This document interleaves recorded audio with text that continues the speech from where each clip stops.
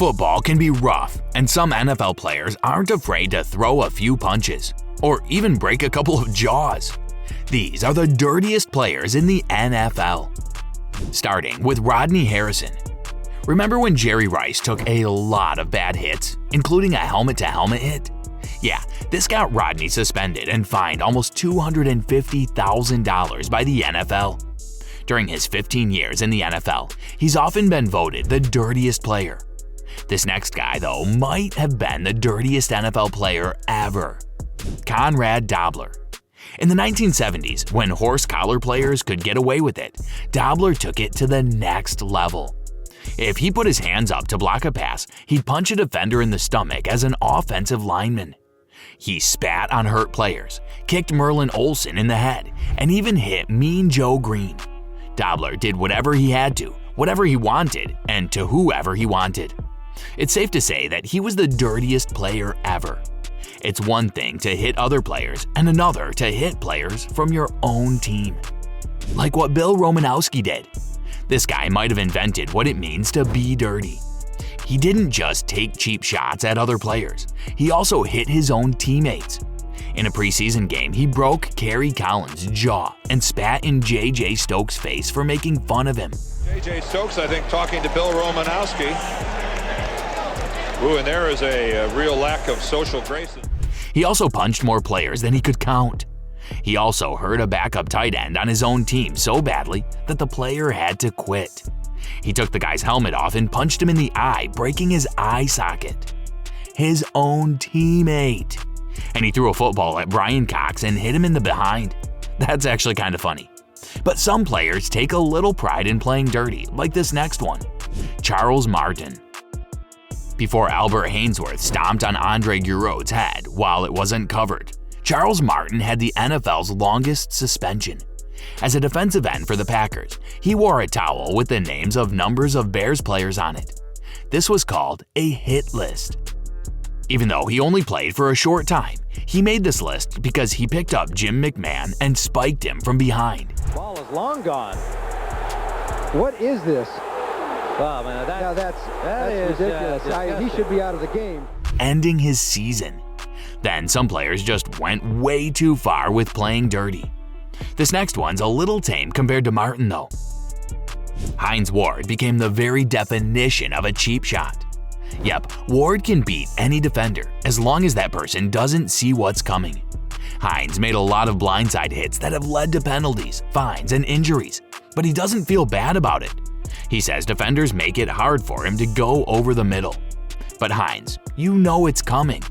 When the ball's on the other side of the field, it's slightly different to drill a guy through the ear. He's usually at or near the top of the dirtiest player poll. In 2008, Ward even broke the jaw of former Bengals linebacker Keith Rivers when he was hit by one of his blocks. Eye on Hines Ward. I mean, this is a guy that throws his body around. He is a most complete receiver. From the block, Rivers missed the rest of the season. That's why they made up a rule after him. The rule made it illegal for a player to use his helmet, forearm, or shoulder to hit a defender in the head or neck area during a blindside block. Just like Hines, this next one's relatively tamer. T.J. Ward. Ward came out swinging in his first season. He was fined $15,000 for a helmet-to-helmet hit, which made him known as a dirty player. But his knee to the face of Patriots tight end Rob Gronkowski in 2013 made him well known.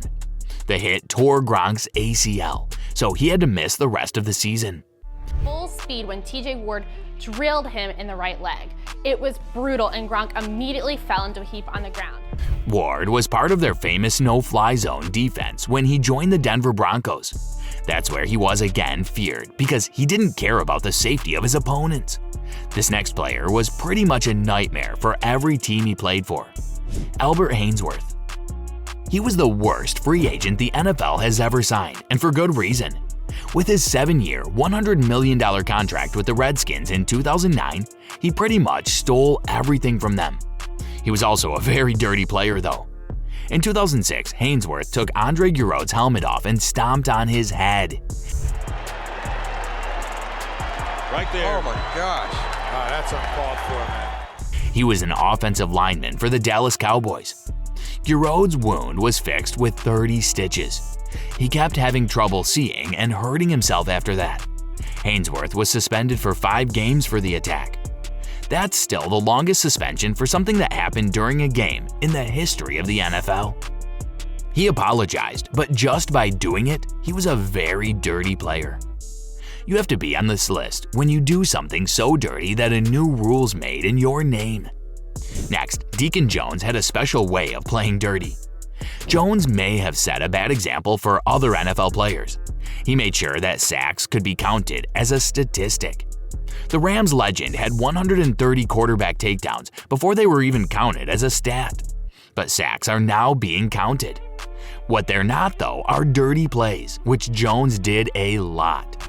He was best known for his head slap technique, in which he'd knock out blockers by hitting them in their ear. It helped him get the other team's quarterback out of the game and put him on the list of the NFL's dirtiest players. This next one was a good player, but he liked to play dirty by enhancing his performance in other ways. Y'all remember Son Merriman? He was a tough defender who came up with the famous lights out name and celebration. But he didn't get all of his skills from being born with them. After testing positive for the anabolic steroid nandrolone in 2006, he was suspended for breaking the NFL's rule against drugs that improve performance. Like Ward before him, Merriman had a new rule in his name. It said any player who tested positive for steroids couldn't be voted to the Pro Bowl or win any performance-based awards in the year they tested positive. Then there's straight-up criminal behavior from other players. Lawrence Taylor was a wild man on and off the field. So, of course, he's on the list of the NFL's most notorious players. On the field, his violent style of play gave him a bad name. He was, without a doubt, one of the best defenders of all time. One could say that he was one of the finest players in NFL history. But he was also one of the dirtiest players ever because he hit players over and over and hurt them in horrible ways. He also failed a lot of drug tests as a player. Now let's talk about Taylor Lewan, the only guy on the offensive side of the ball. But boy, he's made quite an entrance. His journey began back in college at Michigan, where he got a bit of a rap for grabbing opponents by the face mask. Fast forward to the NFL, and he's been catching some flack for his torpedo move that's not making him any friends, both among fans and other players. And get this, his bag of tricks doesn't stop at messing with opponents. He's even gotten in trouble for mixing it up with an official. Well, that's all on the dirtiest NFL players of all time. And if you want to see what else these players get up to, make sure to click on this next video.